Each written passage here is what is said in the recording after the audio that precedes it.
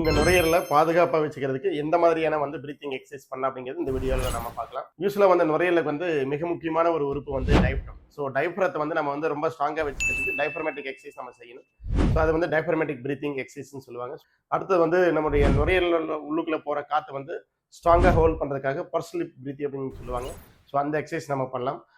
அது போக resonant breathing, அப்புறம் ஈக்குவல் பிரீத்திங், இந்த மாதிரி நிறைய வகையான பிரீத்திங் எக்ஸசைஸ்லாம் இருக்கு.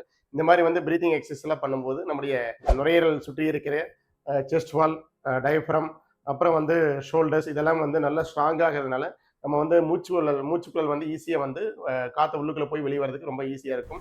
ஸோ அதே மாதிரி அப்புறம் எக்ஸசைஸ் ரொம்ப ரொம்ப முக்கியம். ஏன்னா நம்முடைய செஸ்ட் சுற்றி இருக்கிற தசைகள் ரொம்ப வலுவாகிறதுனால ஈஸியாக நம்முடைய பிரீத்திங் உள்ளுக்குள்ள போயிட்டு வெளியே வரது ரொம்ப ஈஸியாக இருக்கும். ஸோ இந்த மாதிரி பிரீத்திங் எக்ஸசைஸ் எல்லாம் பண்ணும்போது உங்களுக்கு நுரையீரல் ரொம்ப ஆரோக்கியமாக இருக்கும். நன்றி.